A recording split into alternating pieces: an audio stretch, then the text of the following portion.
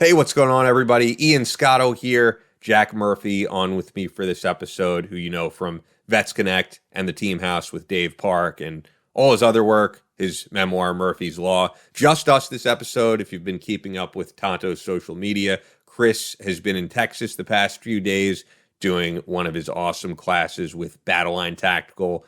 I'm sure many of you listening on this Monday or throughout the week were there, and it looks like it was a blast. I obviously did not make it. I'm not going all the way out to Texas, at least not right now. But I'm holding it down for you guys here on the podcast. Before we get into everything, we have great sponsors who keep us doing this every week and keep having us make it happen.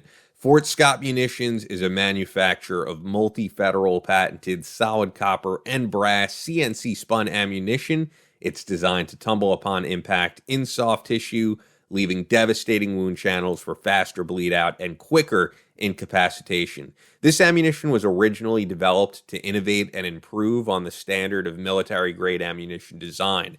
It was found that not only did the TUI ammunition outperform competitors in the self-defense industry, but it quickly became apparent that it would be a top contender for hunters alike.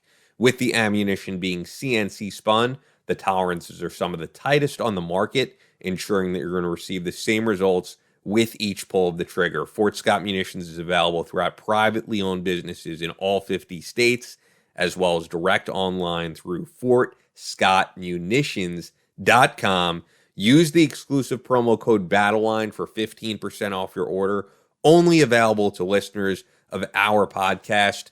If you ever do any of Tonto's Battleline tactical courses, you're going to be on the range there shooting Fort Scott. It's what he stands by. It's what we stand by. Fort Scott Munitions is a proud supporter of Chris Peranto, Battleline Tactical, and the Battleline podcast. Once again, that's fortscottmunitions.com and promo code Battleline for 15% off your order.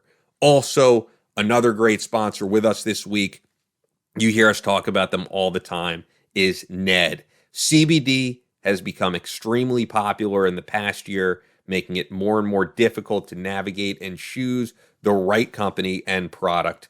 That's where Ned comes in. They produce the highest quality, full spectrum CBD extracted from organically grown hemp plants, all sourced from an independent farm in Paonia, Colorado. Ned is a wellness brand offering science-backed and nature-based solutions that offer an alternative to prescription and over-the-counter drugs. Zero isolates, no synthetic ingredients. They also have a brand new sleep blend, which is tremendous. 50 million Americans suffer from sleep disorders.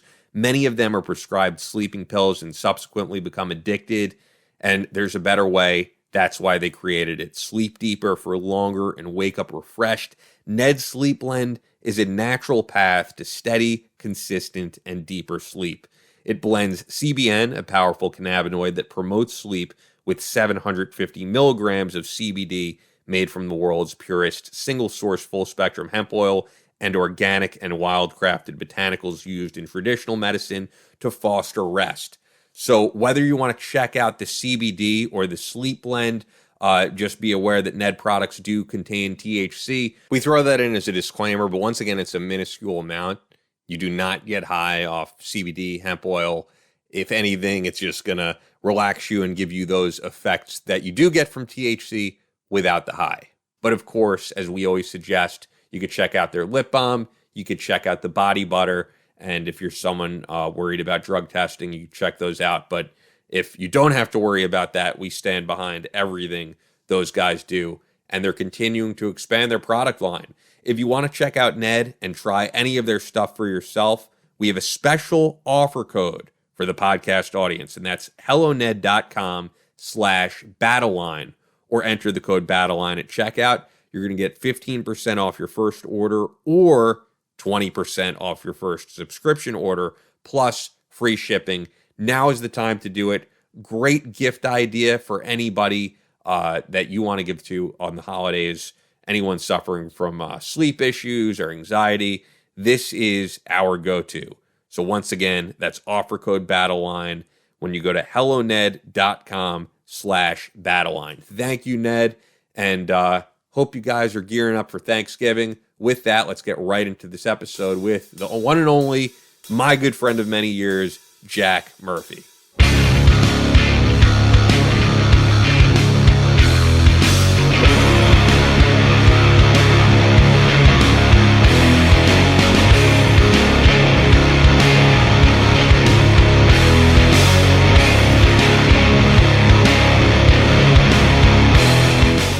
From Omaha, Nebraska to New York City, from planet Earth to extraterrestrial life in space, a podcast with no equal, engaged in unconventional warfare through your speakers and headphones.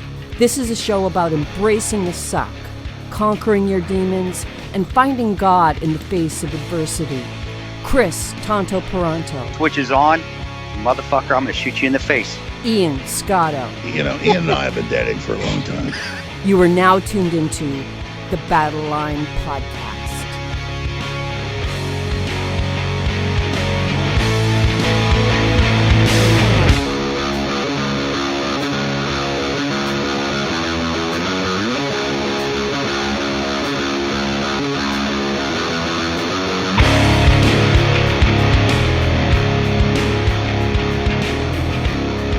The switch is on. Battleline podcast. Jack Murphy is on with me. I feel like a lot of this audience knows Jack. Army Ranger, Green Beret, previously on episode 6, which, by the way, is the second most listened to episode we've ever done. It's the first bestest episode that's ever done, and this one is going to be the second most popular episode ever recorded. Because Chris is not here. He's doing I think he's doing Battleline tactical stuff right now. I don't even know exactly what he's busy with. I just know this week he couldn't do. Yeah, you're right behind only Tig, which makes sense because I feel like Chris's audience wants to hear from the guy. Friend, yeah. Yeah. No, that's cool, man. And you know, I miss you guys, and I have not forgotten you know, that I want to get you and Chris in the studio sometime to do a show with you as well. It's just obviously, you know, COVID hit all of us, and we're all adjusting as best we can. Yeah, I would come to the studio anytime with Chris, and I feel this way with, you know, and I haven't been doing really anything in studio. The whole incentive of people not in New York to be in New York is gone, and it's going to be gone for a long time. Like, the whole idea of why I liked recording the show in Midtown was if someone has a book out, they're going to go to Fox News. They're going to go to Sirius. It was right in that area. And you could say, hey, come on over to see us. It's going to be a while until that comes back, if it ever comes back. Dude, I had all kinds of guests scheduled to come in studio. And, you know, just like, you know, you and everyone else in the country, we all had to adapt to it and go remote. But, you know, we're both lucky in that, like, we can go remote. You know, we are able to do this job you know, remotely. So I think we've been pretty fortunate in that regard. Yeah, absolutely. I mean, I've been doing fine throughout all this, even with all the other stuff that I do, the voiceover stuff and the other podcasts. But I do miss that human interaction. Yeah. I think it's pretty crazy. This is the, you know, air fingers quote, because people don't see me, new normal. And I saw an interview that Jim Carrey actually did with Howard Stern, and he made a pretty interesting point where he was on by Zoom or Skype, whatever it is, with Howard. And he said, yeah, I think this is just what it's going to be from now on, because it's going to kind of be hard to get a Hollywood actor, right, who's now used to this, to say, we're going to fly you to New York to do all this press. A lot of them are going to be like, can I just do this from my house? Do I really have to go all the way to New York?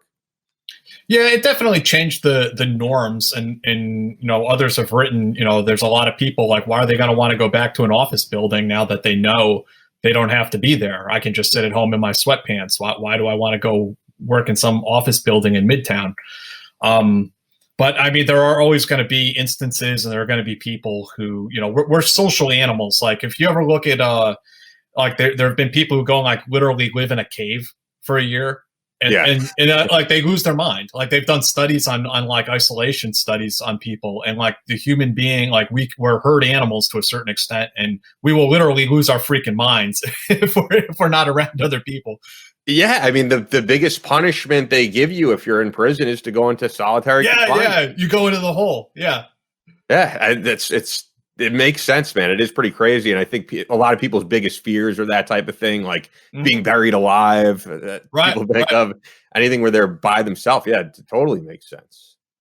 Yeah, and I'm one of those people who I can lock myself in a room for a couple weeks and it doesn't bother me very much at all.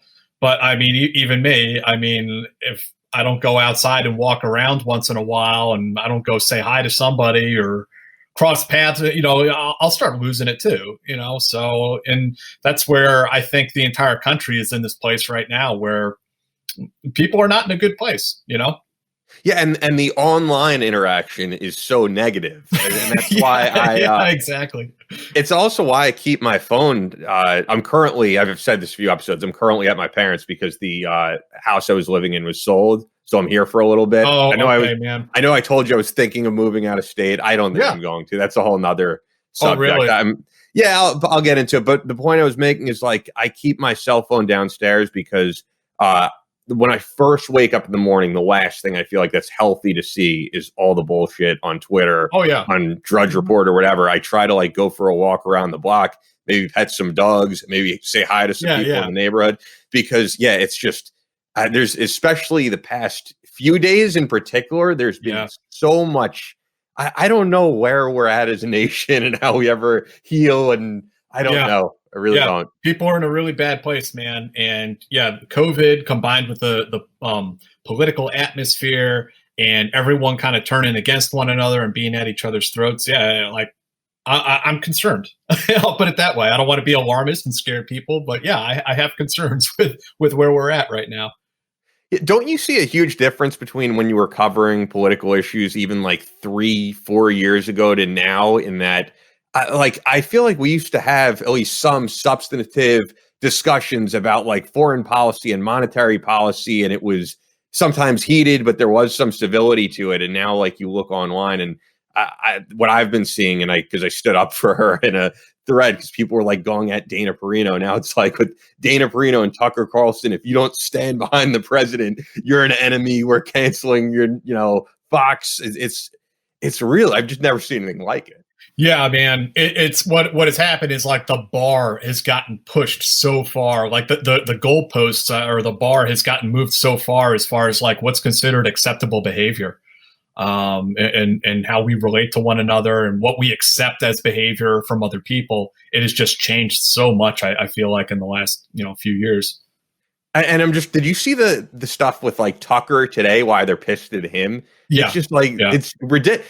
All he did was he said a piece. He was like, hey, we invited Sidney Powell on the show. If she could bring forth any evidence of massive voter fraud, we'd love to have her on and discuss it. But until then, like, I'm reserving judgment. I'm not saying nothing. And it was as neutral as you can get it. He's like, I'm not saying nothing happened. I'm not saying something happened, but I haven't really seen anything yet. And until we could hear something, and she's welcome to come on the show, I'm going to reserve judgment. And people are like, that's it. I'm done with Fox. Yeah. Like, really? QAnon is canceling him. And well, you know what is Fox and others, they have kind of ramped everyone up and walked everyone right up to that precipice, gotten them so jazzed up, so excited. Waiting with bated breath in anticipation of something happening, something really good or something really bad is going to happen. And now they're realizing, like, hey, it's kind of hard to back people away from that cliff and say, like, hey, bro, don't jump off the cliff. Don't do that. And now they're having that experience. And I don't know. I mean, what do you think Fox is going to do? Do you think they're going to try to like rebrand themselves or something like that? Yeah, I really don't know. I mean, there's a certain constituency, and I know some of them listen to the podcast. They're like, all right, I'm going over to Newsmax. I'm going over to One American News Network. But I don't think they'll ever be as big as Fox News. I think Fox is still going to be center right, but there's this difference now politically. I see it with like Dana Perino, for example, who great person. Every time I've had her on, anything that we've ever done, she's just one of the nicest people. But she will tell you herself, she's like very much a Bush Republican. She worked for the Bush administration. Like, that's where she aligns politically. And I almost feel like that brand of Hannity bringing on like Dick Morris and those type of people, it's kind of dead. People don't want to hear from those people. Yeah, Crothammer and all of those guys. I mean, he passed away, of course, but that brand of conservatism is kind of over now. Yeah, which actually makes me wonder in terms of what you do, because we don't really talk about this much on the podcast. I don't see like an appetite from the American public to have these never-ending wars in the Middle East anywhere. Like people have said that one of the positives about Trump is he's like the only president in our lifetime who never started a new war, new foreign intervention. I mean, he continued what went on under Bush and Obama. But I don't, and people are very skeptical about what Biden's going to do, but especially with what's going on with coronavirus, I don't think the public is very anxious to like start something with Iran, for example. No, they're not. I think it's, I try to be fair in how I approach this. And I mean, yes, it's true that Trump did not start a new war, per se. And he was making some efforts to dial things back. But they were also failed efforts, right? He talked about pulling troops out of Germany, pulling troops out of South Korea, pulling troops out of Afghanistan, pulling troops out of Iraq. And he's really gotten us out of nowhere. Now, and I don't think all of that can be laid at his feet either. There's a whole national security apparatus that's probably dragging their feet on him. And there's a whole other issue there. And ask yourself what that means, that, Obama wanted to bring a lot of the guys home too. And then so did Trump. And that both of these presidents, two very different personalities. Couldn't be more different. Two very different people. They both wanted to bring the troops home for the most part. And neither was able to accomplish that while holding the most powerful office in the world. And I think there's a darker lesson to be taken from that. Is this person, even a president, somewhat held hostage by circumstance and by the shape of the bureaucracy around them? But yeah, I mean, Trump rolled the dice in some cases, brought us right up to the precipice of war with Iran after Soleimani was assassinated, and then the counterattack with the ballistic missiles fired at our bases in Iraq.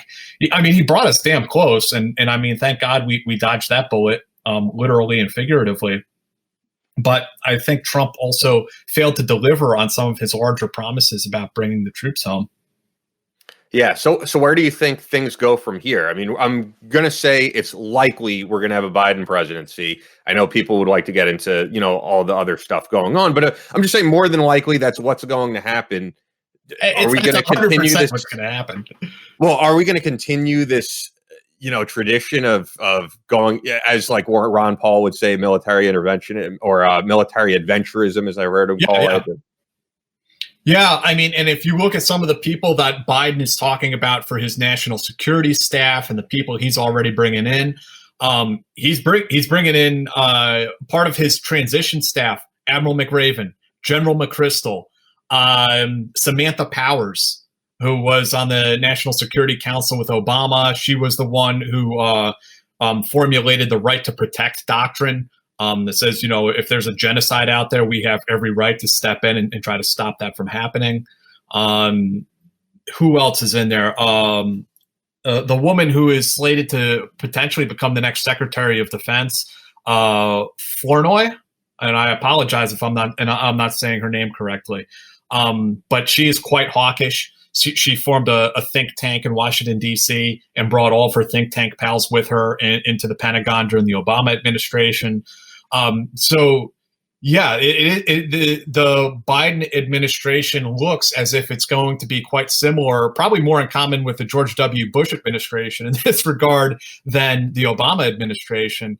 But at the same token, I don't want to fearmonger or scare people and make it sound like the incoming Biden administration is going to like launch new wars.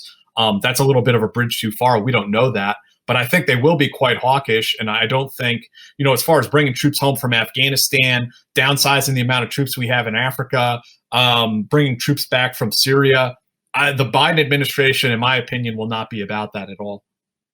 I also just think people looking from the outside at America and how divided we are, and even the debate over the legitimacy of the election, it's kind of hard to now sell. This is what you need to have in your country. You need to have a democracy like we have, where we're perfect. It's kind of hard to sell it. Did you see that article in The Onion? It's satirical I think everyone knows that. But it was something like Serbia sends troops to safeguard American elections. Yeah, I just think the selling point on that, we don't have the same, it's not the same mental state in America as it was when we went into these countries under the George W. Bush administration. And there is no people coming together moment that there was after 9/11. We are an absolute mess internally. We're internally divided in so many different ways, not just divided like between left and right, but even within those own factions, they subdivide down into their own little tribes. And I don't think there's any way that you can reverse any of this. The only thing that maybe could bring this country together again, and this is quite cynical of me, but if there was another global war, if there's something like World War II that drew this entire country together, and I mean, God knows, I hope that never happens. But it's hard to imagine the transformational leader or the global event that would kind of bring this entire country together. Yeah, which actually brings me to something else I wanted to mention to you. This is the first time I feel like I've seen that America is really being challenged as being the global superpower. And I remember I once had a discussion with you about like military bases overseas, and you were saying if we don't have bases in certain places, China will take over. And I feel like this is the first time where it's really happening, where America is no longer the world superpower, and a lot of people in America don't want us to be. There's a huge rebellion, I think, against that. We are being challenged. That is 100% accurate. But we still are the nation or the world's only remaining superpower. We're the only country that can literally project military force all over the world. And no other country has the sort of reach that we do. Not just militarily either, but diplomatically, economically. I mean, we're everywhere. But yeah, that status, the status quo is being changed or being challenged namely by revisionist powers like China.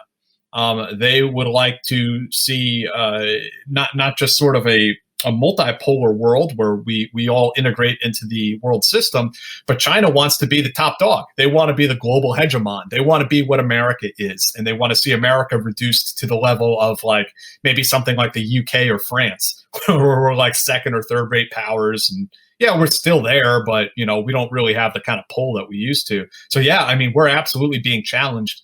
And the idea of America, what goes along with that is our notions about democracy and our principles are being challenged. And like you said, the state that America is in right now, I mean, when we go around and try to chastise other countries, I mean, they can fairly look at us right now and say, like, where are your values? Where are your principles? What do you guys stand for? And I think us as Americans, I mean, we're grappling with that decision, with that question right now. Yeah, I agree. Everything is it's just crazy. The last time I saw you, a completely different world. Yeah. And and on a more micro level, I'm wondering actually from you, we spoke about really briefly, I think we were texting about like that James Altucher piece of New York City is dead and it's never coming back. We're both New Yorkers. You're kind of more in the thick of it being in Brooklyn than I am being on Long Island. Where do you see even New York going? Yeah, that whole back and forth with James Altucher, that I met him once before. I don't know if you remember that. I did too. Yeah, I met him at a different time, I think. Okay. I read that piece, and then of course Jerry Seinfeld's rebuttal in the New York Times, and both of those guys, you got to take them with a grain of salt. I mean, Jerry Seinfeld is worth like $90 million, I think. That's the whole thing. Like the comedian Tim Dillon was like, neither of you guys are here. He's like, James is in South Florida and Jerry is in the Hamptons, like hiding in his basement. And Altucher is a wealthy entrepreneur. I mean, God bless. But I mean, I don't think that he really feels this pandemic the way I do, or the way that a family living down the street from me that is doesn't have all the socioeconomic advantages. They're even hurting in a more profound way than I am. Those guys aren't really feeling those kind of frictions. But at the same time, I'm not quite as skeptical about the situation as James is. The city has kind of come back to life. And we have seen some pretty profound changes in the city. We can get into that a little bit too. But I mean, I have seen Brooklyn kind of come back to life. Right now, what we're doing is we're experiencing the second wave of this thing coming up. And I mean, it's like reading up on pandemics of the past. I mean, we had one of these 100 years ago.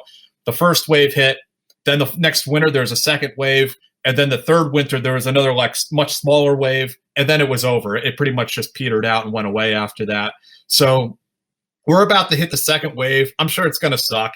And then next winter we might hit another smaller wave, and that'll be the end of that. And I mean, New York City will come back to life. It'll be okay, but I think what's more interesting, the long-lasting effects will be economic for a lot of families and a lot of people. It'll take them longer to get back up on their feet. And then some of the things you had mentioned, Ian, that, working remotely is going to become a new way of life, that the technologies have been normalized now. So I think there's going to be a lot of things in that regard that are going to be permanent. Yeah, but when you talk about the whole second wave too, and Brooklyn coming back, and I see it on Long Island here too, the businesses that actually survived this, like the small businesses that were able to survive a shutdown for quite a lot of months. Now, if there's, they were lucky enough to be able to stay. If we have another shutdown, it might be the end of a lot more businesses. Oh, I absolutely think you're right. My barber shop just doesn't exist. It's not there anymore. A whole lot of concert venues here, because that's the thing. There's Madison Square Garden, whenever things are back to normal, they'll survive. But like the small 1,000 capacity concert venue or 800 capacity, they're not going to survive this. And you'll be interested in this. There's a mixed martial arts gym and studio here in Brooklyn, nearby me, or where I live. And of course, like the gyms got hit really hard. They really got screwed. And so this MMA place, the Brazilian Jiu-Jitsu place, they officially, on the surface, they closed down. But it was like Fight Club. They had like the underground. they had like the underground. Like there's like 15 students or so, and they'd go in, they'd roll. They were like, "Fuck COVID, I do what I want." And and what happened was that other people started hearing about the underground Fight Club deal, and so they violated the first rule. Oh yeah, exactly. And so probably the group rose up to about like 30 people who they would get together like clandestinely at night and roll. And I think like half of them or 2/3 of them all got COVID, and so they had to shut that down. Damn. Yeah. So I mean, gyms got fucked. Hairdressers, barbers, all those people, anything that involves like you can't get away from it. It's impossible to go to remote with those types of businesses. All those people got hit really hard. Yeah, I'm hopeful, but at the same time, it's going to be a lot, and we'll see what happens. So I'm actually wondering, how are you staying positive through all this? Especially you have a younger daughter, the whole remote thing. I think for them, it's got to be the hardest, because I look back on, older than your daughter, but like my high school years of a year goes by very slow. Like those 4 years of high school, because of your frame of reference, right? Like, remember so much from them, and a year doesn't go by the way it does now. And you cherish those moments, and the fact that like for a lot of these kids, half of their high school or their entire middle school life is going to be gone. They are losing out on it. Yeah, it's really hard on the kids. And, so for people who don't know New York City and the public school system here, they went to like a hybrid learning model. So all that means is that the kid is in school like 1 or 2 days a week. And even then, it's a much smaller classroom. I think it's only like 10 kids in the classroom or something like that. And they wear their masks and they're socially distanced and all of that.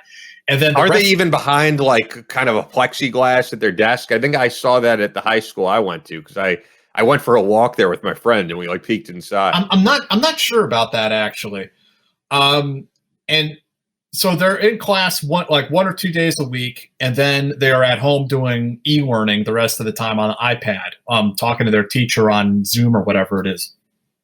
And I mean, my daughter, they have the option, like if a parent really wants to play it safe, they have the option of doing all e-learning and not sending the kid to school. And I asked my daughter, I said, look, do you want to go to school? And for her, she misses her friends. And she's like, yeah, I want to go back to school. So I'm like, okay, you can go back to school.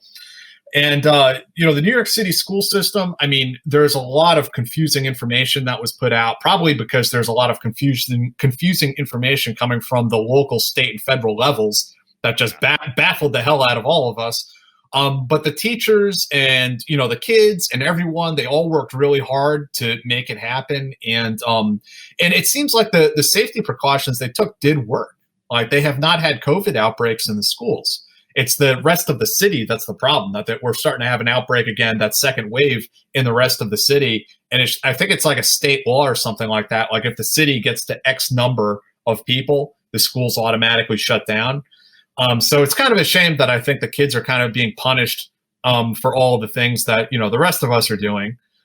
But, she's getting along as best she can, and we try to keep things happy and cool and do things that are fun and, get out of the city when we can. She still has, she'll have play dates with her friends, and they'll get together and have sleepovers or whatever. And, we all kind of try to do the right thing and wear our masks and stuff like that. And then, when you're inside your house, take them off, or, me and my buddy Dave, we wear our masks. From the team, yeah, which I should mention, the team house. Yeah, we do our show. I mean, we wear our masks and do all that's the stuff you're supposed to be doing. Get into our studio. Not during the show, though. Yeah, we get to the studio, lock ourselves inside, take the mask off, do the show. I was like, if you do the show with the mask on, I don't know. That's a little, that's a little silly. So I mean, we're all trying to do the right thing here, while also not losing our freaking minds. And it's hard. Which I'm wondering, how are you not losing your mind? Because people might be wondering, because I have certain things I've been doing that are keeping me positive, and we do try to do, especially with Chris. He's a very never quit, uplifting type of guy. Yeah. And I think people do like the fact that we have a motivation element to this podcast. So yeah, for you, what are you doing to stay positive and keep your sanity? Yeah, well, I mean, I'm not the best case study because, like I was mentioning earlier, I can be a bit of a shut-in, and it really doesn't bother me in the same way that I have my own projects and interests and things I'm doing that I can be passionate about. Dungeons and Dragons. Yeah, that's something that I play with my sister, and I play with some of my friends. We play the game remotely. Still, it's not quite the same, but yeah, we do that. That's one thing I do. And I paint scale models. Some people probably know that about me. But I mean, I also, I try to get out and walk around the neighborhood, just get some fresh air and stretch my legs. I still exercise, 3 or 4 times a week. Even if it's, I just have kettlebells and dumbbells, and I'll take them into the park and exercise. Failing that, I'll just exercise here in my apartment. I got a pull-up bar, go for a run, things like that. I am somewhat cognizant of the fact that, finding that balance where too much social isolation, you'll lose your mind. So yeah, locking yourself inside and reading crazy social media all day is definitely bad for your mental health. But I would just say, find those things that make you happy, books that you want to read, hobbies that you always wanted to indulge in, find something that you enjoy. Don't feel guilty about it, have some fun. Because we're all kind of stuck indoors. We're all sort of isolated, and, you got to make the best you can of it. Yeah, 100%. I mean, I really realized during the whole shutdown stuff that I missed. I realized how important the gym is to my life. And luckily, at least for now, that's open again. And it's interestingly enough, and I've said it on previous shows, I'm doing well through this whole COVID thing because I'm doing, other podcasts for narrative.fm and voiceover stuff. And this is starting to take off, and I'm happy with it. And I could just be doing this, but I really enjoyed training people when I got my training certification. So I'm just doing a couple days.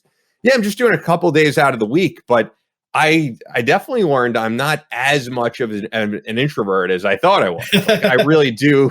I love those moments of just being out and seeing people. And I think you have to have some element of that. So I'm being somewhat cautious, but I'm still going out to lunch with friends when I can and all that type of stuff. And until, Cuomo says we can no longer do that, I'm going to do it.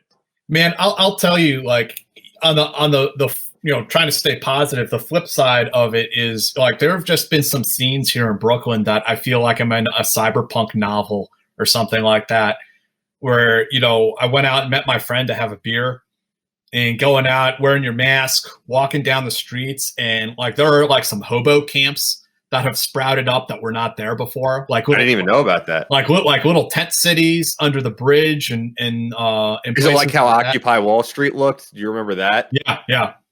Yeah, sort of like that. There's a hobo camp in the park that I was like pretty shocked to see that there.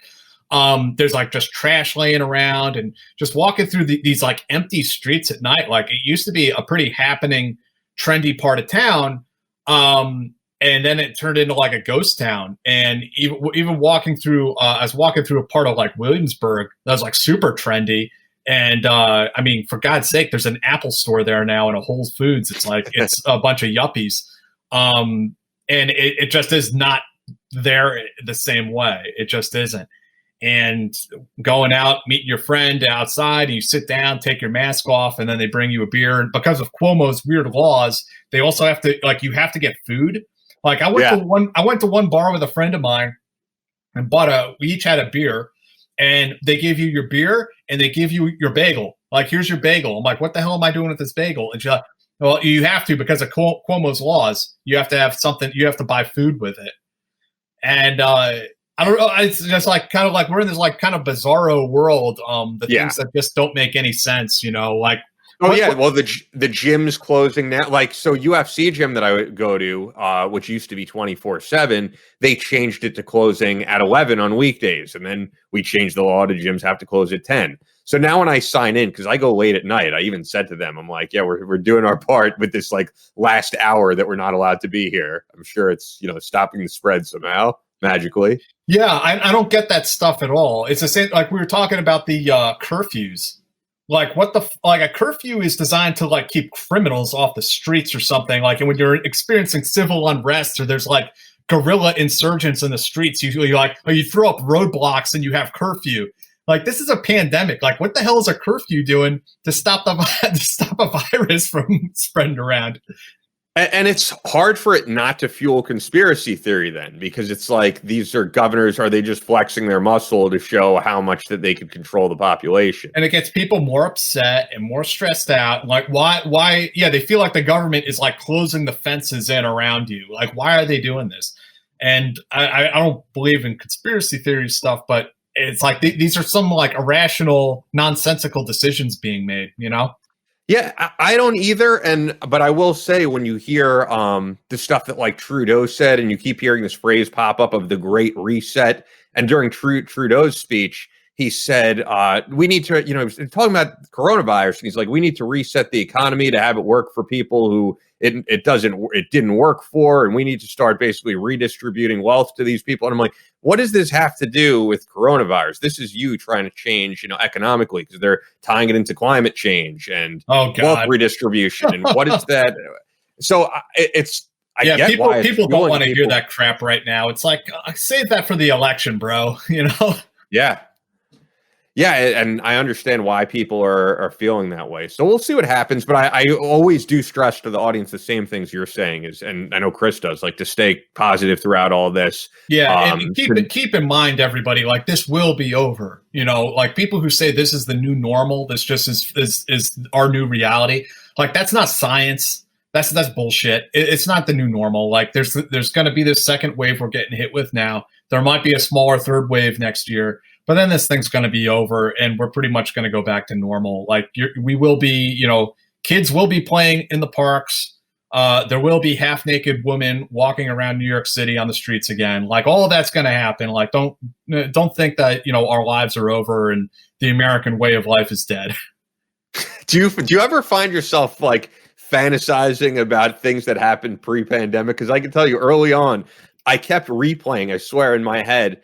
One of the last like great arena concerts I saw, which was Aerosmith in Massachusetts, and like I was way up front. It was an amazing time, and I swear I kept like before I'd go to sleep, I would replay this in my head again and again, and like I miss it. I really miss all that stuff. And I do think it would bring people together now more than ever, because you turn on sports now, you turn on anything, and everything is politicized. Yeah, you turn on late night TV shows, and you're like, wait, is this, like a liberal talking points thing, or am I watching Jimmy Fallon? Like, it's just, it's insane. Nothing is, and after 9/11, you think of what brought us together, and it was like going to baseball games and going to the movies and all this stuff, and it wasn't so entrenched in politics. Right. And the only real controversy was, are you a Yankees fan or a Mets fan? It wasn't about, are you a Democrat or a Republican? That was not the clash there, right? It was, my team is better than your team. And you're right. And this predates the pandemic. It predates President Trump. But it is something that continues to this day, is, like you said, the injection of politics into every aspect of our lives in a way that it just was not there before. And even like the nerdy hobbies I have that I mentioned before, comic books, Dungeons and Dragons, these things have been politicized, and there's a lot of politics in them. And it's bizarre. How so for the audience? Because the audience is probably like, how the fuck could Dungeons and Dragons be political? Yeah, so I can give a few examples. So in Dungeons and Dragons, like any role-playing game, think about any role-playing game you guys like to play, fantasy games, with dragons and wizards and elves and all that kind of crap. One of the things you do for your players, you can choose the race, right? You could be an elf, a dwarf, whatever, a human, whatever it is. There are all these different fantasy races. They're completely fictional. That you can choose from and you can play as. Okay, that's kind of cool. What's happened recently is that they've been decrying this as racism, because like if you're a dwarf, you're a little bit tougher. If you're an elf, you're a little bit smarter. And they're saying, this is like ascribing racism to these different fantasy races. So it's like it blows up into this big controversy. There's another thing where they were saying orcs. So in like Lord of the Rings, the evil creatures in the movies, they're orcs. Okay. But they were saying, people started flipping out, saying that orcs are like a code word, that they're emblematic of black people. I'm totally serious. And there's probably no real evidence of this. No, there's no evidence at all. And all of these people who consider themselves to be woke, what they're doing is they're projecting their sort of inner racism onto the rest of the world. I mean, Sure. who in the world watches Lord of the Rings and sees those orcs, those like creatures spawned out of hell, attacking, chasing around these hobbits, and thinks, oh, those orcs, those are supposed to be black people. Oh yeah, like no one thinks that. Like, what kind of lunatic would that even occur to? There's another one. So there's in these games, there's a monster called the golem. And there's different types of golems. Now, of course, maybe you should know, Ian. Golem. I'm not like on your level with this nerd shit. No, not this, because the golem is something that exists in Jewish mysticism, right? Oh, okay. The rabbis, I believe this is a Katzelenellenbogen family in the Czech Republic, supposedly created this creature, a golem. It's a creature out of Jewish mysticism, and it's a creature that exists in role-playing games. And somebody came at that and was like, it's anti-Semitic. It's just completely gonzo, off-the-wall stuff. Like, people have nothing better to do with their time. And a lot of these same sort of like what we would call social justice narratives are also in comic books. They're very present in comic books and the whole comic industry. And these constant bickering and fighting with artists and writers and editors and publishers, all just, it's like everyone at war with each other all the time. And it's like, do we really have nothing better to do than worry about who Peter Parker votes for? Like, this is where we're at in life. And so all this sort of ridiculous stuff I've been talking about, it's just like, why do these politics even need to be present in such mundane hobbies that are really just for fun? And it's just, me and my daughter, we read comic books together. I've been reading comics to her since she was a little kid. And we love comic books. Like, we don't have to politicize this and turn it into a wedge issue where we're all going to hate on each other over it. Like, it's unnecessary. And there's enough division in America as it is. So yeah, that's my 2 cents on those issues. Yeah, the irony is, I remember early on in the pandemic, people were like, maybe we'll like take a break with all this woke stuff and realize that there are more important things in the world. But then the heat turned up on all of that way more than we ever saw before. Right. Because we're engaged in all this like navel gazing. Like, when people, I think all that woke stuff, I mean, really a lot of it comes out of boredom. to begin Yeah. with. And people are more bored than ever right Correct. now. Yeah. And everybody gets their 15 minutes of fame by being an asshole on Twitter. And like the bigger an asshole you are, the more retweets you're going to get, the more attention you're going to get. If you out someone for whatever it is, for being a sexual predator or something, even if you don't have the evidence, that's just the stuff that people pay attention to. And I don't see how we turn the clock back on any of that. Like, I'm optimistic about the virus stuff, and that's going to go away eventually. But the larger social fabric that these narratives we have, I don't see how we turn that back. How we can ever turn the clock back on any of that. Because right now the left and the right and all of the subdivisions therein, they all believe that the other side is evil, like literally pure evil. And what's more interesting also is that both sides feel that they're losing, right? The left thinks the fascists are taking over. The right thinks the communists are taking over. They both think that they're the victims and that they're losing. Now, how does a culture with that mentality move forward? Is it even possible? Yeah, and then also you see the people going into politics and they have that same belief. I remember Rick Unger once said to me, who's like a center left guy, but he's definitely not like a hard left liberal or anything. He said that, I don't even remember who it was, a new congressman came on his show and he's like, I didn't go into politics to work with Democrats.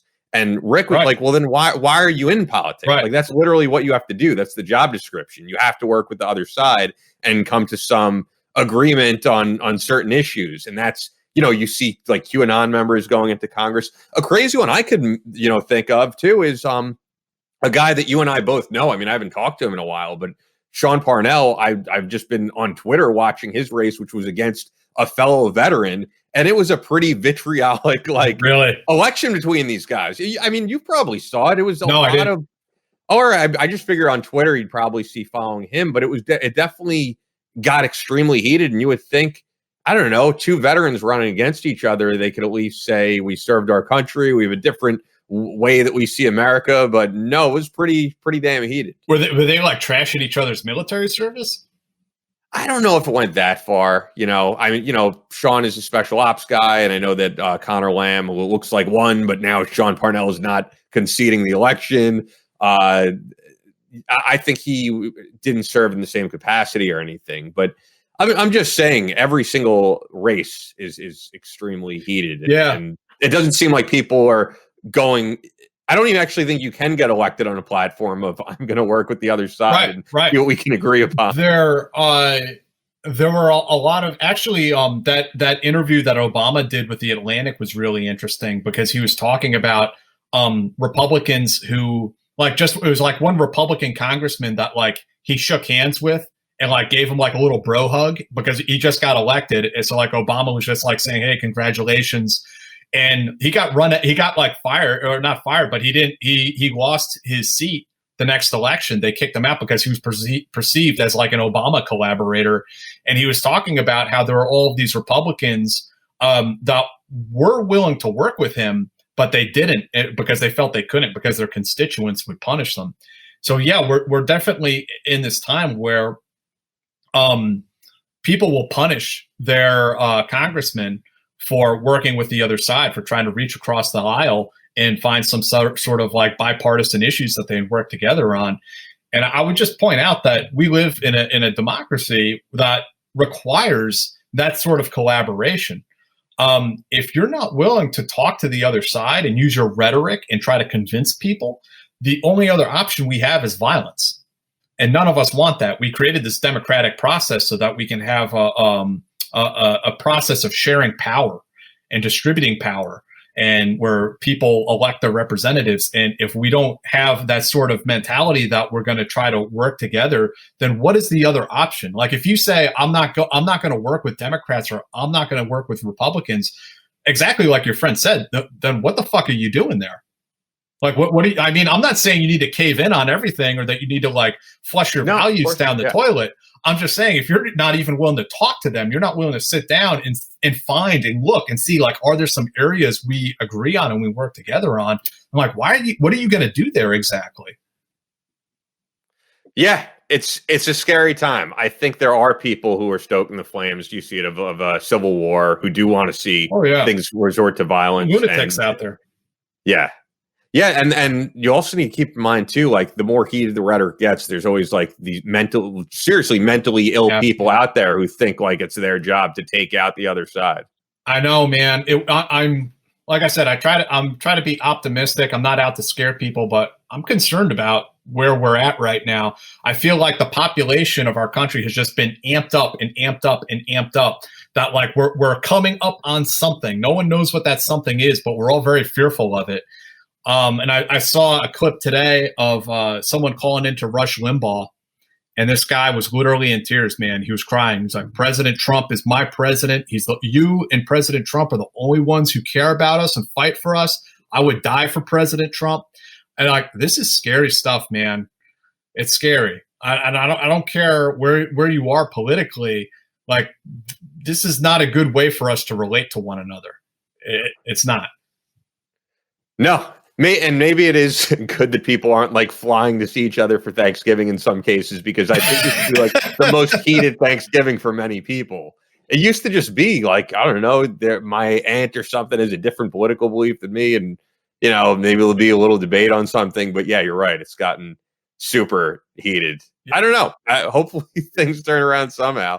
We've got a lot more to go this episode, and we get into a whole lot more. But first, let me tell you about our friends at Fort Scott Munitions. Fort Scott is a manufacturer of multi-federal patented solid copper and brass CNC spun ammunition. It's designed to tumble upon impact in soft tissue, leaving devastating wound channels for faster bleed out and quicker incapacitation.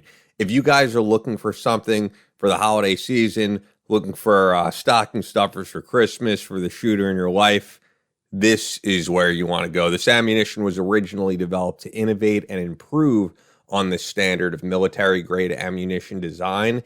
It was found that not only did the TUI ammunition outperform competitors in the self-defense industry, but it quickly became apparent that it would be a top contender for hunters alike. With the ammo being CNC spun, these tolerances are some of the tightest on the market, ensuring that you're going to receive the same results with each pull of the trigger. Fort Scott Munitions is available throughout privately owned businesses as well as direct online through Fort Scott Munitions. Yes, you could pick them up other places if they're not out of ammo, which I could tell you right by me on Long Island, New York, gun stores, the line is just out the door. It's a crazy time, but if you go to their website, they're restocking as much as they can with super high demand. That's where you're going to get our discount for 15% off your order. Only available to listeners of the Battleline podcast when you use the promo code Battleline at FortScottMunitions.com. That's promo code Battleline for 15% off your order. FortScottMunitions.com. Go there now. Fort Scott Munitions is a proud supporter of Chris Peranto, Battleline Tactical, and the Battleline podcast. And now let's get back to Jack Murphy and myself right here on Battleline Podcast. I did want to ask you too. I didn't even mention this in the intro for you, and I did write out like everything that you do, which is a lot of different things between the book that you wrote, Murphy's Law, which is a couple years at this point, but being a writer for Connecting Vets, and as we said, one of the hosts on the Team House live stream. But with the stuff that you're writing for Connecting Vets, what are like some of the big issues that you feel that America needs to be aware of? Because you turn on the news and it's Trump or COVID 24/7. And I think we're not even aware of what's going on foreign policy wise or where we're engaged in the world right now. Yeah, man. There's so Connecting Vets or connectingvets.com. You can find it. It's not just me. It's a bunch of different writers, Abby, Libby, and a few others, people writing mostly about veterans issues and issues that affect veterans. So like today, for instance, I wrote an article about Code Platoon, which is a not-for-profit that provides a boot camp to train veterans in computer coding so that they transition into new jobs. So Connecting Vets, the stuff I write there, the stuff others write there, very little partisan politics, very little about all that Trump stuff. You're not going to find so much of that there. You're going to find stuff about the military, and you're going to find stuff about veterans. You're going to find stuff about veterans affairs and that type of information that is, we hope, useful to all those folks out there. some of the stuff I wrote recently,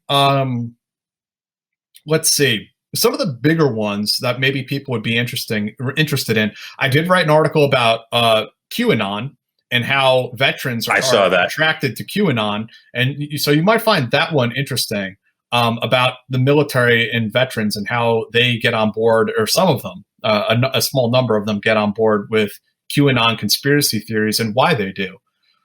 So that's an interesting one. I wrote another article recently about explosive breaching in the military and in special operations. And it's a really, really big issue. So I think most people are aware at this point about TBI, or traumatic brain injury. Sure. And you get those. One way you can get those is from blasts or explosions. And one of the ways that soldiers are exposed to blasts is through explosive breaching. And again, I think probably most people who listen to this show know what I'm talking about, but just in case you don't, explosive breaching is a technique that soldiers will use when they're raiding a compound, a house, or a building, or whatever, where bad guys are. So in order to quickly enter that building, they will blow the door down with explosives, like literally put an explosive charge on the door, back up, blow the charge with an initiation system to destroy the door, and then soldiers or operators can flow through that breach site and enter and clear the structure. And this is a perfectly viable breaching technique. But the problem is that there are explosive breaching formulas that govern, that advise soldiers on how close and how far away they should be from the breach point. And what my reporting uncovers is that those formulas are flawed, that they're being misapplied. And soldiers are standing way too close to the breach site, and they are getting TBI after TBI after TBI from these bad practices. And so I kind of did a deep dive on that whole subject, and this is literally an issue of life and death. You know, these TBIs mess up people's cognitive functioning. It leads them to not being able to, hold down a job or function the way that they're supposed to. And in some cases, it's a leading factor in suicide. So it's really an issue that I hope the Department of Defense and even police departments take a second look at as needed. So you got to interview people who have experienced that themselves? So this is, as far as sourcing, I think I have probably the best sources in the world. Not to pat myself on the back here, but really for this issue, I interviewed the former master breacher of Delta Force, Mike Vining, and I interviewed the former master breacher of SEAL Team 6, Chuck O'Connor.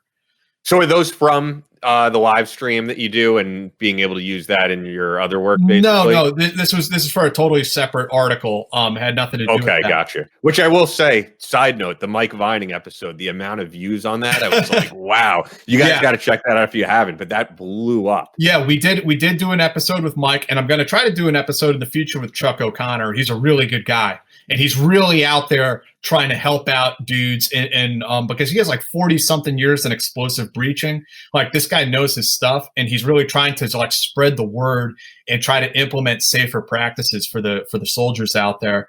So I interviewed those guys. I interviewed a recently retired Delta Force Sergeant Major, and I interviewed a PhD who is a nursing scientist who has studied trauma statistics in regards to special operations. So some really good sources in that article, I think, really illuminate that subject.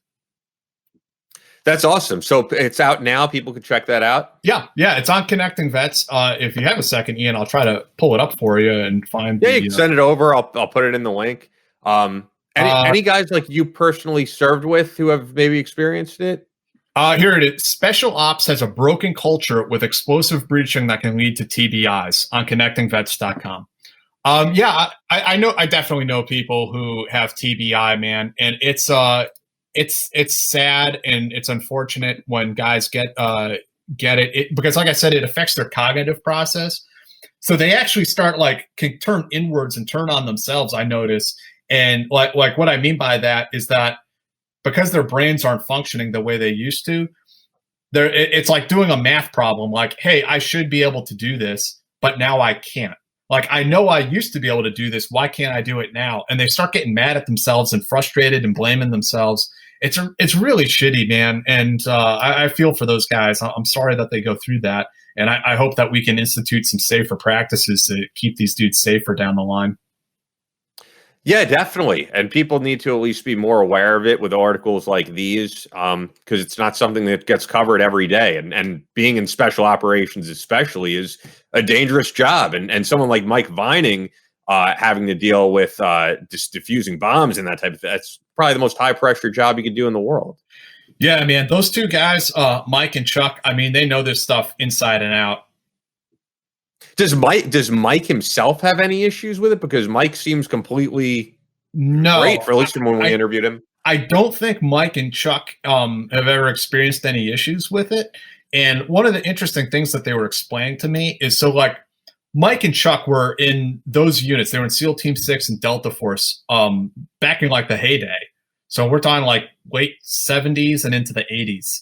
And into the 90s, I think. I think Mike retired in the late or early 90s. But anyway, so they were there back in those days. And back in the day, and back when they were serving, there were only 3 units out there that did explosive breaching: Delta Force, SEAL Team 6, and the FBI's hostage rescue team. Those were the only units doing explosive breaching. Today, I mean, I take your pick. I mean, there are law enforcement agencies and local police departments that do explosive breaching. There are conventional military units that do explosive breaching. You know, regular infantry units doing explosive breaching. And what happened was that when it was diffused outwards in the 1980s and spread out all across to these different tactical teams, is that the safety standards weren't necessarily adhered to with less experienced people. They didn't understand the context, and they weren't able to apply explosive breaching to the level that Chuck and Mike were able to. And so it's just a question of like the entire field kind of needs an azimuth check. And one of the big problems is that there's no centralized authority that kind of looks at these things. So in other words, the Marines, the Navy, the Army, police departments, they're each doing their own thing. And there's no centralized authority over it, like the National Health Institute or something like that, that kind of disseminates best practices. So that's one of the fixes, or one of the things that could be done to hopefully, improve the entire field in the future. No, it sounds like it. People need to check it out. You know what I wanted to ask you about that's completely different? Sure. Have you seen Jim West lately? I talked to him like 2 days ago. I went to lunch with Jim. He actually said it was okay if I talk about it, because I was like, Jim, can I mention this in the podcast? It's so funny. Every time you see Jim, there's like a new, because you're the one who introduced me to Jim, of course, and you're really the one who, he'll say himself, got him out of his shell, but he's always up to something new. I got to work on his audiobook, which was great. But the last time he wanted to meet up for lunch, which was because I did the audiobook, he was like, oh, did I tell you the new, news in my life? And I was like, yeah, that you did like that martial arts training thing. And he's like, no, I have a daughter that I just met. I'm sure he told you about that. Yeah. There's always something new in Jim's life. Yeah, it's never a dull moment. He told me that story, and like all I could say for like half an hour was, holy shit. She's older than both of us. And it's a happy story. It really is a happy story, but it's just shocking and surprising. So like Jim took one of those DNA tests online to like find out like, oh, I'm like 3% Italian or whatever the hell it is. And I guess I didn't realize this, but like other people who take those tests, they can find out who they're related to. And so lo and behold, Jim unknowingly knocked up some woman back in 1979 down in Georgia, and he had no idea. And so just this like last 6 months or so, this woman found him on like ancestry.com and it was like, yeah, I'm your daughter. And we could throw out the obvious interesting thing too, is that it is a black woman, or half black, of Jim, Jim being the father. And, this is not someone you would think was Jim's daughter. You know what I mean? Like, you're just like, really, dude? This is your daughter? I have not seen a picture of her. I did. He showed me. Really? Yeah. He was like, you could see, once he points it out, he's like, you see some similarity, but like, honestly, you'd expect Jim, Jim's son, who's no longer with us, is white. His other son is white. This is what you expected his daughter to look more like. I'm like, really? This is your daughter? And also the fact that Jim's youngest son is I don't know what early 20s. So the fact that he has like a 40-year-old daughter, like, really, dude? Wow, okay. Yeah, man. But Jim's very happy about it. It's not like Jim was, Dude, it was probably shocking to him. But he said he talks to her every day. She's married and she has 2 kids. So like Jim is like, I have grandkids. I didn't even know that. Like, he's all excited. I mean, so it's actually a very happy story. And these kind of things, like where a long lost child finds a parent, I'm sure they're always afraid that their parent's going to be a huge asshole, or that they're dead. If you don't know who your mom or dad is, you go looking for them. I mean, you don't know, are they alive? Are they in jail? Like, you have no idea. And this actually turned out to be a very happy story. So, I'm really happy for Jim. Yeah, and things really do work out sometimes at the right time, no matter what you believe, because this is like the perfect time, I think, for Jim to meet someone and be his best self, because Jim will say himself, before you got in touch with him, probably a decade or so ago, very angry guy, very reclusive.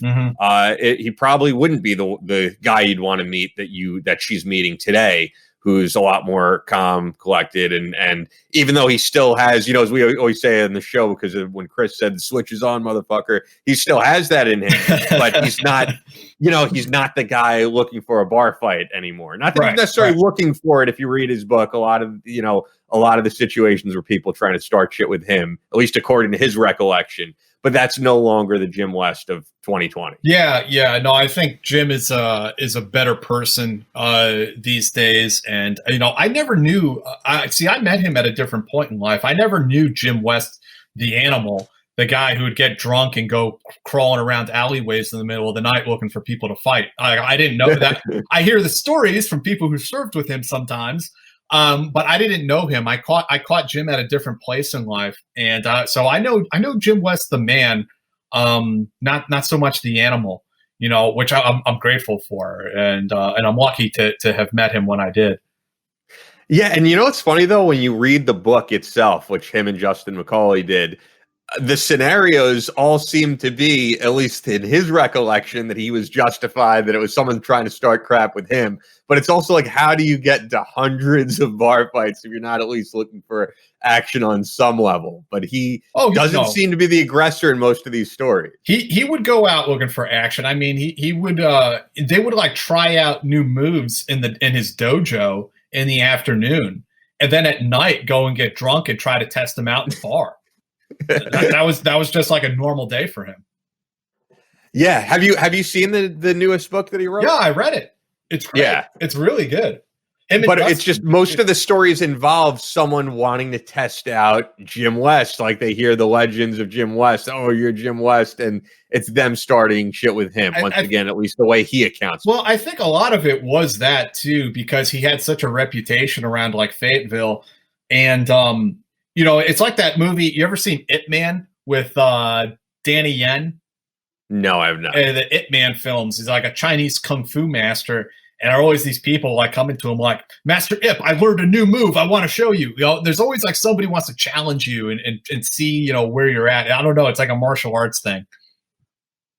Yeah, luckily nowadays it's not like that for him. Although I think I left before it went down, but at the Ranger Up party a few years back at SHOT Show, I saw at least someone like bumped into Jim and something almost happened, but it didn't quite go there. I heard some story. Yeah, I missed that too. I wasn't there. I was actually on a flight home already. But yeah, I left earlier. Yeah, but I just heard he was about to. I just feel like if someone wanted to start stuff with Jim West, he could easily revert back to that guy. Yeah, probably not a good idea to pick a fight with him. I had Jason Piccolo on the show also for an episode Chris wasn't on, who's a former law enforcement guy, or might even still be current. But I'm saying it because we mentioned SHOT Show just now, and he was saying, he's like, yeah, SHOT Show is still happening, man. It's still going down. This is like 2 months ago. I'm like, really? You sure about that? But I think like as late as 2 weeks ago, they canceled it. Wow. And made it virtual or whatever. But I'm like, probably a good idea. As I said, I'm not someone who's living in a bubble right now, but SHOT Show sounds like SHOT Show's high risk. A horrible idea right now.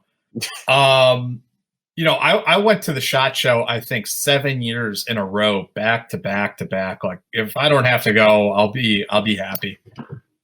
Did you went this past year? No.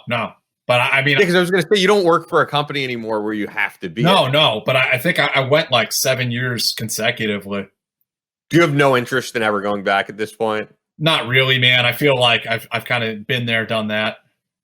I remember the last time we were at SHOT Show, we were in like the worst neighborhood and outside of like the Vegas Strip.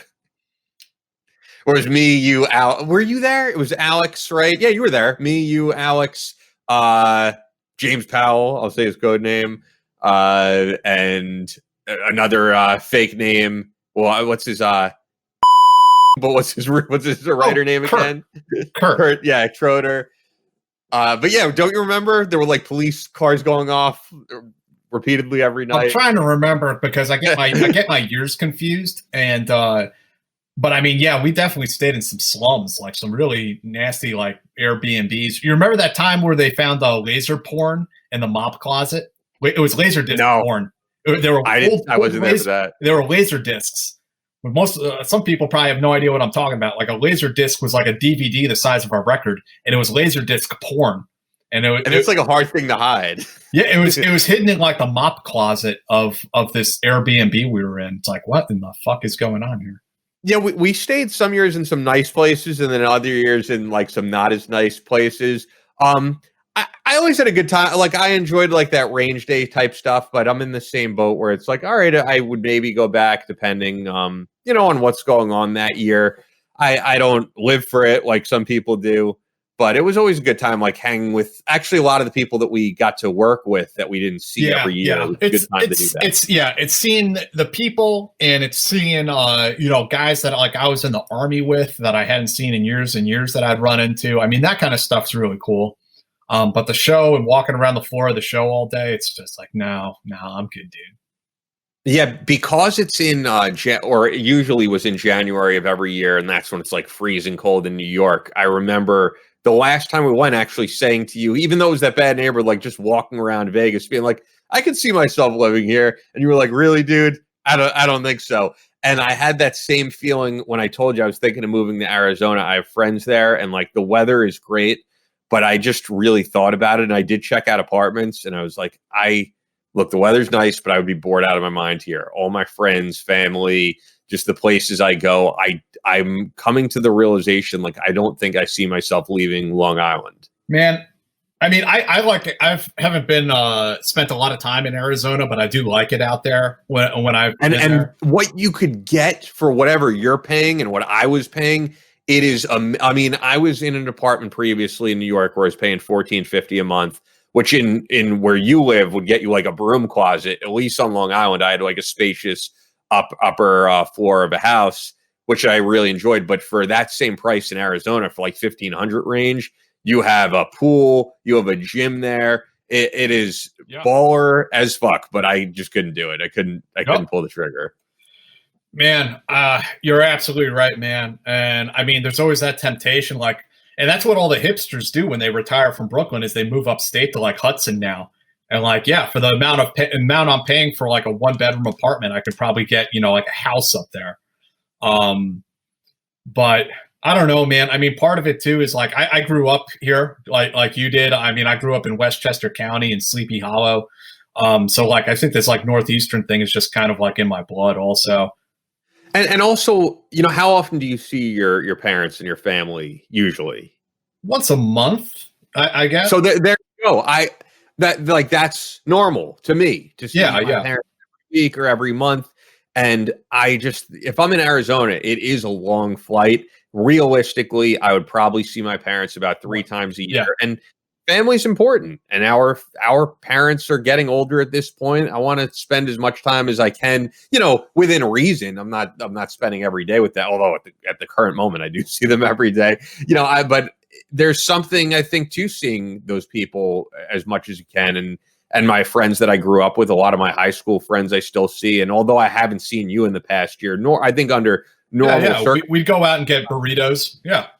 Yeah, probably. Well, I mean, there was a point I saw you twice every week, but I was I would probably see you every 2-3 months. Things going on, and I would miss all that. I know basically 2 people out in Arizona, and I know they always say, "Oh, you can make new friends," but it's just totally not the same. The only like really solid new friend I had in my life, really, outside of you, was really Drew Dwyer. I connected with him when I met, but all the other people that I hang out with regularly are people I have known since I was maybe 10. It's crazy, but we still see each other pretty often.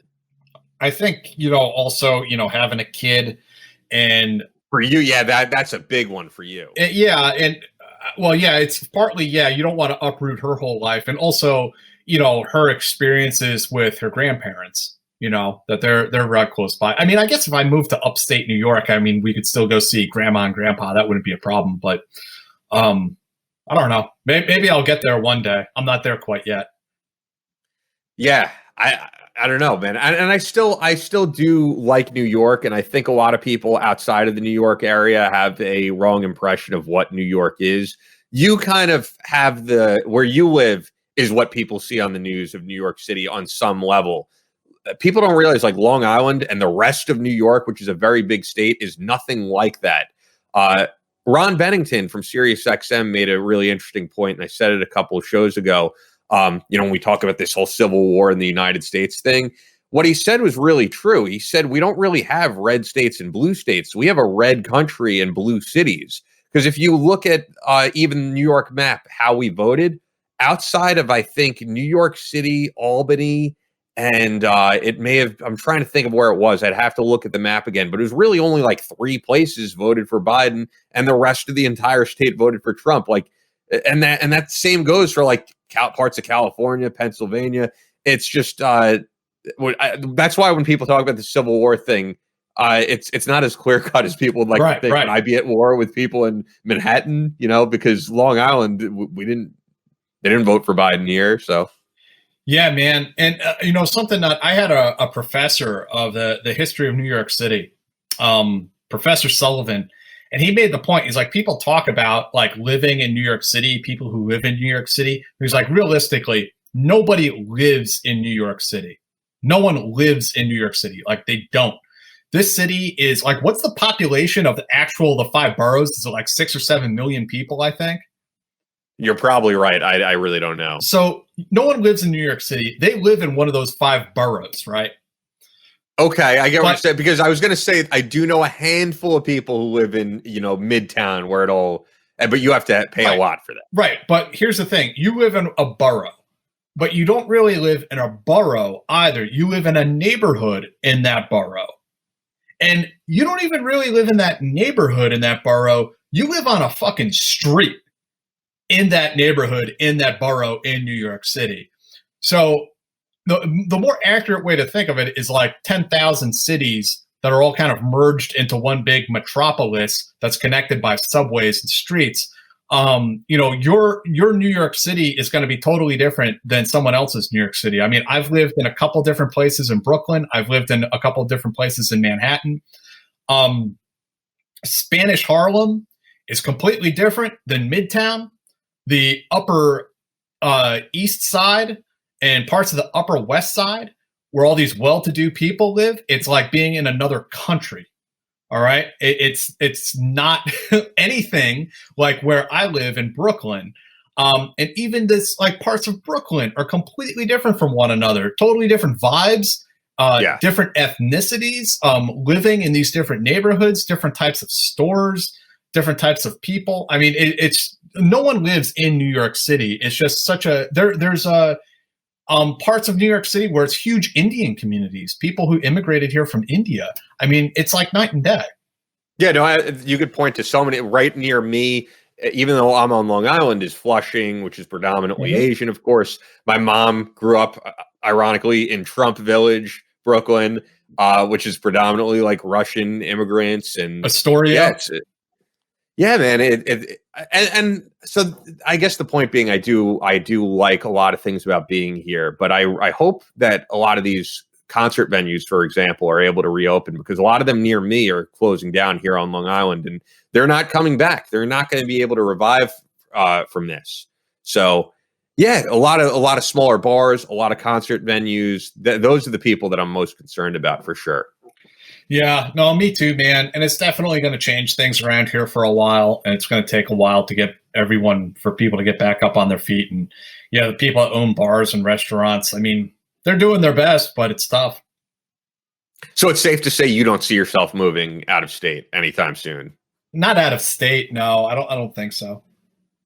Yeah, no, because I think this audience hears a lot about like the mass exodus out of New York, and it's true on some level, but it's not everybody is getting out of here. Yeah, I don't really know about that. I mean, I think when people are talking about the exodus, they're talking about like rich people who they already had second homes in the Hamptons and stuff like that anyway. Although I have heard from people upstate that it's like buying houses upstate in New York and Connecticut is like getting crazy. Same with here, Long Island, New Jersey, because people are buying property up north, and so like people, I've heard stories of people, they will show up and pay in cash 25% over the asking price for the house just to make sure they lock it down. I'm not surprised, man. I just think a lot of it has to do with there's no longer this whole big incentive of living near a train station, being able to get to and from the city. And you're right. One thing that definitely is going to change, and I think you wrote something about it early on, at least just on Twitter, is this whole structure we had of like 9 to 5 peak hour going into the city, going back to the suburb. That's going to change. If you find out you could do your job completely remotely, you're probably going to continue doing your job remotely. Yeah, I was always baffled by these people who want to go and work in like a cubicle space in an office. Like, what in the hell is wrong with you? But again, it's a personality issue. Some people just like thrive on human interaction. They're like extroverted assholes. I hate those people. I do like some human interaction. That's why I'm back at the gym. But I mean, I like a balance, I think. But yeah, man, I think it's definitely changed. And I don't know. We'll see where it goes from here. I mean, think of also when I worked, like at the peak of when I worked at Sirius, that was a really interesting place to work because everybody who was selling some type of book, some movie, you were there all the time. Yeah. So you could see anyone in the lobby. I remember the way Mike Binns put it, who was Andrew Wilkow's producer. He literally said one time he went to the lobby and he's like, it was Insane Clown Posse, Cardinal Timothy Dolan, and I'll be politically correct, and a little person. And he's like, where else are you going to see that? And I wonder if that's ever going to come back. I think about the amount of real estate the amount that Sirius is paying for that real estate in Midtown Manhattan. And it made sense at the time because it was right across from the Fox News building. And if you had a project that you wanted to promote, you could bang out like 10 interviews at Sirius with different demographics and then run over to Fox News and do something with Fox and Friends and Pete Hegseth or something. That all may be gone. There may be no reason to pay that high value to be on top of Del Frisco and Midtown Manhattan, and maybe they can move their operation to Queens or something. And that part of Manhattan, man, as you know, Ian, the Sirius building, they had like 2 or 3 floors in that building. Right across the street was Fox News. And then right across the street, like heading across Broadway, or is it Broadway or Fifth Ave? It was 1221 Avenue of the Americas. There you go. Yeah. And right across the street the other way, and it's like Simon and Schuster and all the big publishing houses are over there. Yep. Right up the street. And I mentioned it, but Del Frisco at the base of that building, which is a extremely high, like upper shelf, however you'd like to put it, steakhouse, where you would see all the, Kimberly Guilfoyle and all those people at Fox News. That's where they would go like on a nightly basis and spend hundreds of dollars, which the steak is amazing there. And then up the street is Rockefeller Center, where you have NBC. And I mean, so yeah, I mean, everything was right in that area. Dude, have you been back there during the pandemic? I went to Manhattan for the first time since the pandemic started yesterday. Okay, I was there at like the height of it because the studios. I was there when the studio we recorded in with you, like the last week they were there, and then when they came back, and it just doesn't make sense to do it there right now for me. But when I was back there, man, I have never seen a ghost town like that. It's the craziest thing. I mean, it was the liveliest place on earth. To where I have a few pictures where it was blocks until you saw another person. It was just unlike anything I've ever seen before. Yeah, it's like after a nuclear bomb went off. I can't imagine. But like that part of Manhattan was like the part, like friends of mine would be like, oh, can you show us around this part of Manhattan on the weekend? I'm like, no, I'm not going there. Like if you're a local, you're not going to places like that to hang out. There's just too many people and it's too obnoxious, And I say that it's like Times Square, just like riddled. There's tons and tons of people there. Well, it's right near Times Square, Mm-hmm. And the only reason, you would go there is if you're seeing a concert in the area. There was that PlayStation Theater. They were renamed a million times, but that place just closed. Or if you were at MSG seeing a concert, which you could just go to Penn Station and you'd be right there. But, or, seeing a Knicks game or something like that, or a Rangers game. But yeah, you're right.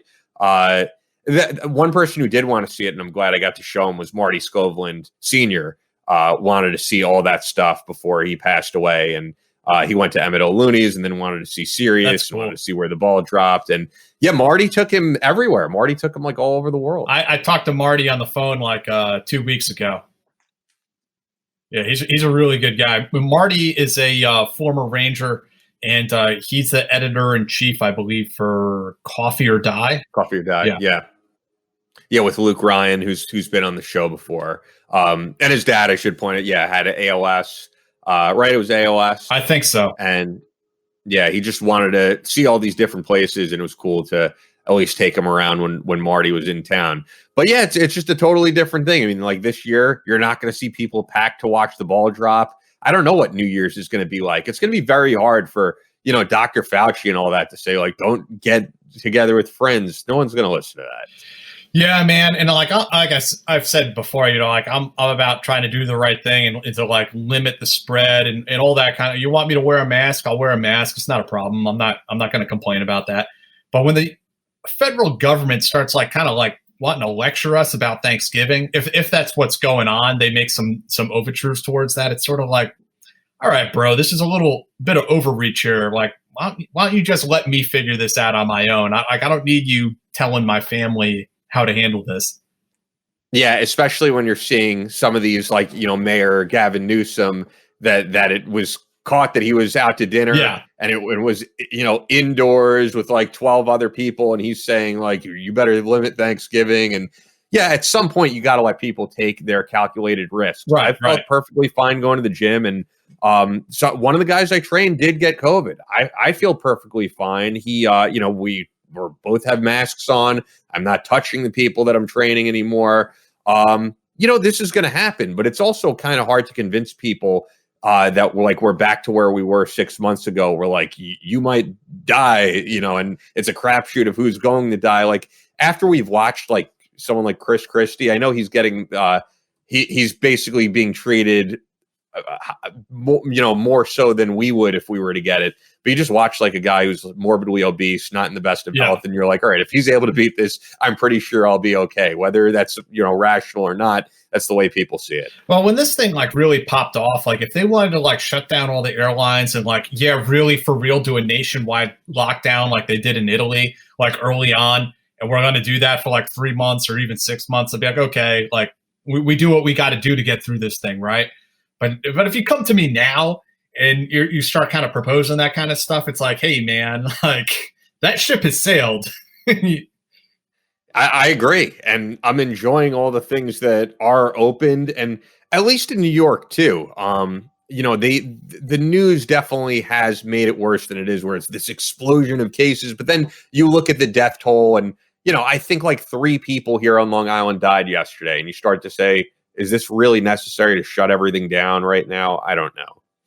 I mean, it's serious, and we should take it seriously. And my mom works in a hospital, so a lot of stress involved in that. But she'd tell me, it's not just old people. Like we get people who are 25, 30 years old who have no pre-existing conditions.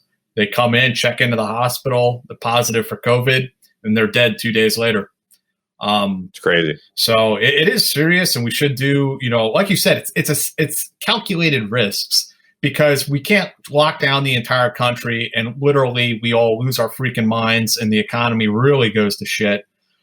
At the same time, we don't want to just go about business as usual and kill grandma.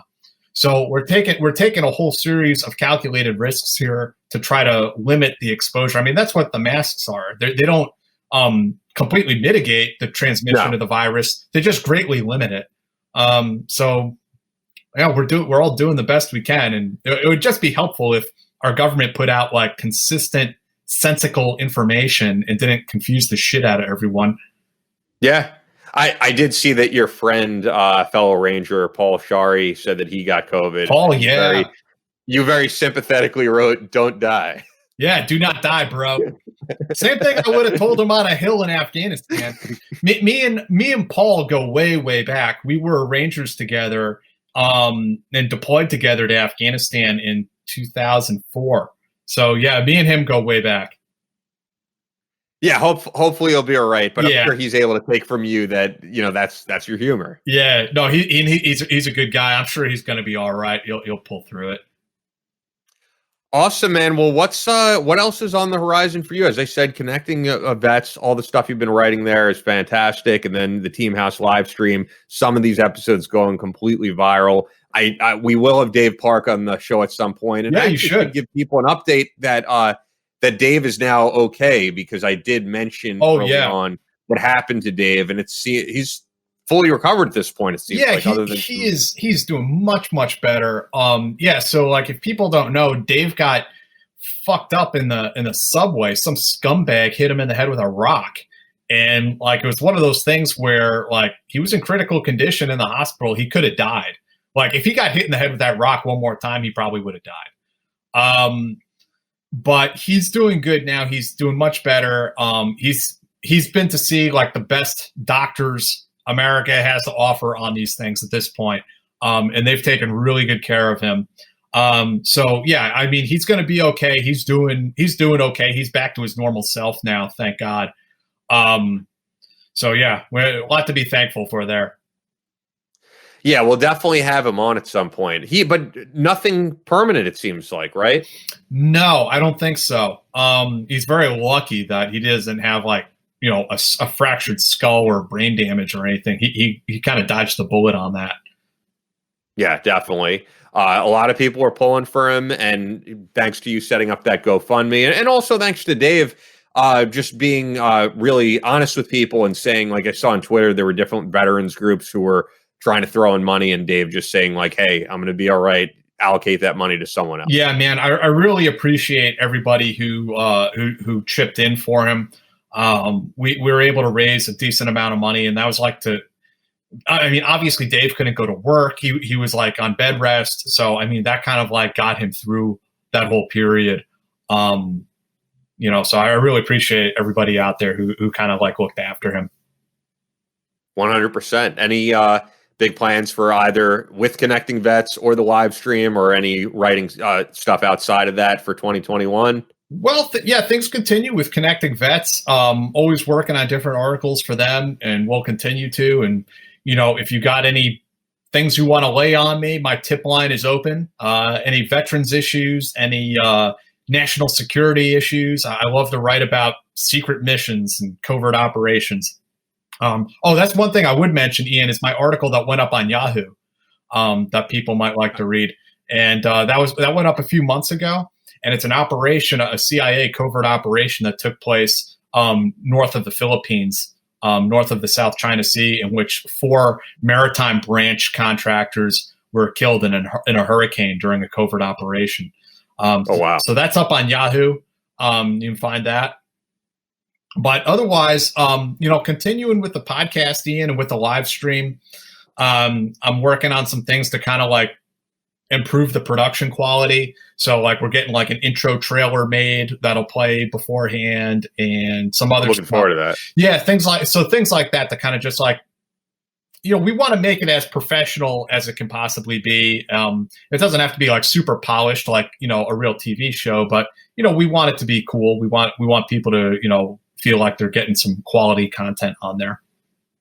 Yeah, and I see that you guys have really, since last year to now, really moved and made some strides from when I came on to what you're doing now. Even with having to do it on Zoom at times, you're making it all work.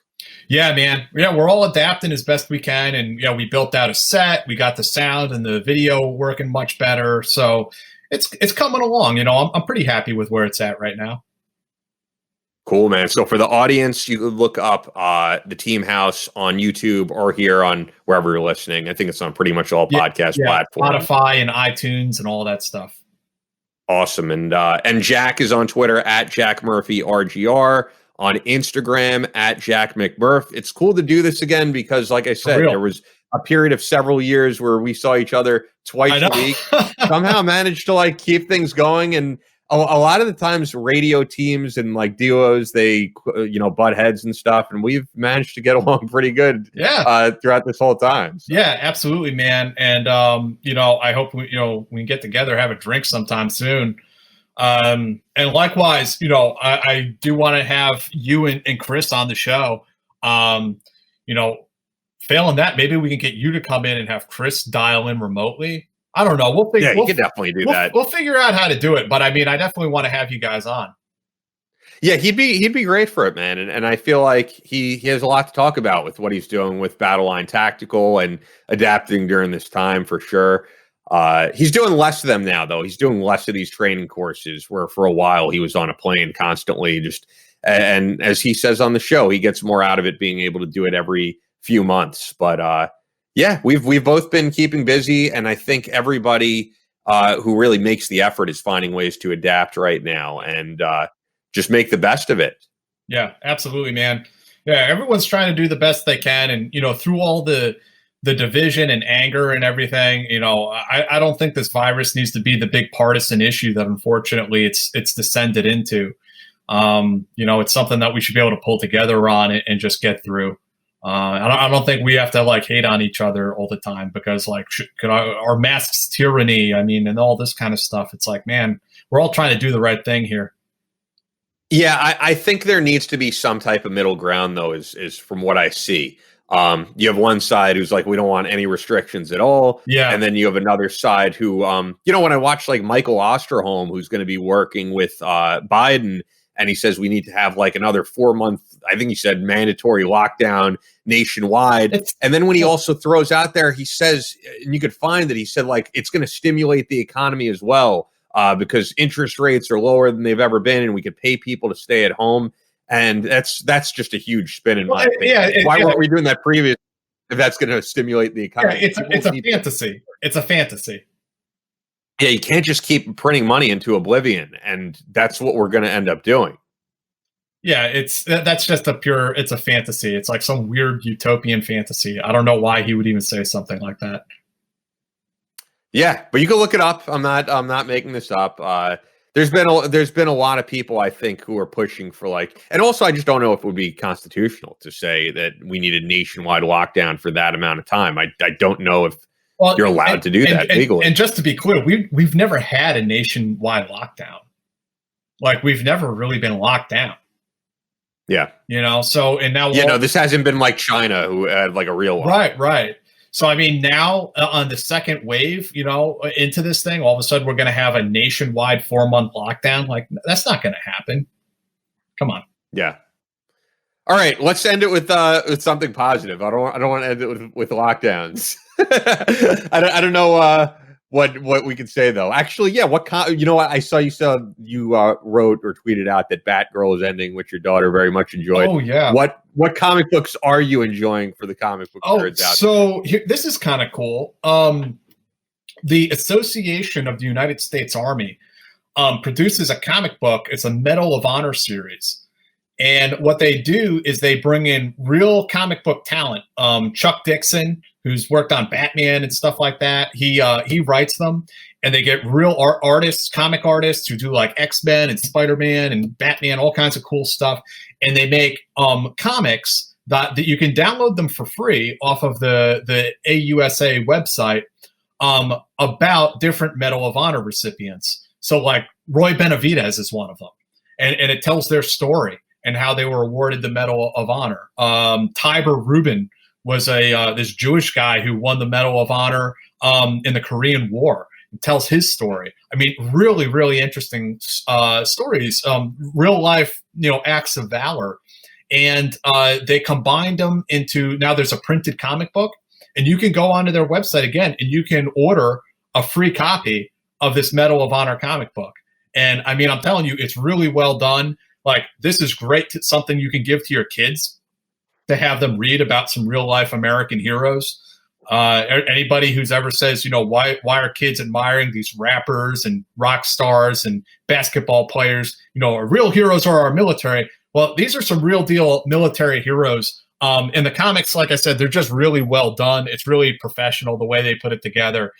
So it's free. Okay, the price point is pretty good. So yeah, order some for your kids. They'll get a kick out of them. That's cool. All right, that's a good way to end it. Once again, Jack Murphy RGR on Twitter, at Jack McMurph on Instagram. And with that, wrapping things up here, Fort Scott Munitions. You've heard us talk about them this episode. They are a manufacturer of multi-federal patented solid copper and brass CNC spun ammunition that is designed to tumble upon impact in soft tissue. That's their trademark, leaving devastating wound channels for faster bleed out and quicker incapacitation. This ammunition was originally developed to innovate and improve on the standard of military-grade ammunition design, and it was found that not only did the TUI ammo outperform competitors in the self-defense industry, but it quickly became apparent that it would be a top contender for hunters alike. With the ammunition being CNC spun, the tolerances are some of the tightest on the market, ensuring you're going to receive the same results with each pull of the trigger. Look, guys, I know that ammo is flying off the shelves everywhere you go. People are price gouging left and right. Fort Scott is not. However, anything you're finding on the site, they're basically restocking as quickly as they can because it is flying off the shelves. So if you don't see exactly what you're looking for on the site today, for example, go tomorrow, go the next day. The site is constantly changing, but a lot of stuff is sold out, and they're doing the best that they really can. So when you do go to the site, though, use our promo code. Yes, it's available in stores, but the only way you're going to get 15% off your order is through using our promo code Battleline at FortScottMunitions.com. Every now and again in the Instagram comments or in my inbox, I get someone who says, damn, I forgot to use the promo code. So this is your reminder, all right? Use the promo code Battleline. Go there now, FortScottMunitions.com. Use our promo code, and you're going to get 15% off your order. Best ammo on the market. We love what they do. Fort Scott Munitions is a proud supporter of Chris Peranto, myself, Battleline Tactical, and the Battleline podcast. With that, guys, I hope you all have a great Thanksgiving.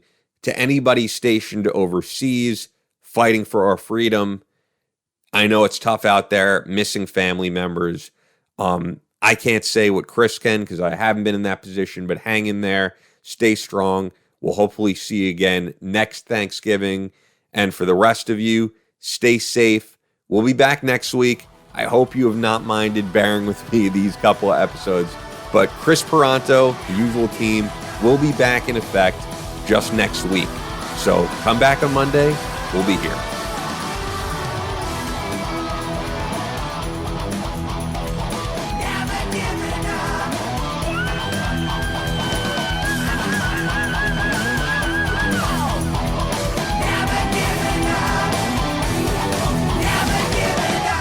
That's all for this episode of the Battleline podcast, but we'll be back on Monday with more American straight talk.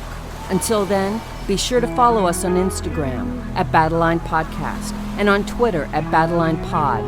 To sign up for future Battleline tactical courses, go to www.christantoperanto.net. Believe in yourself, face all challenges head on, and as always, never quit.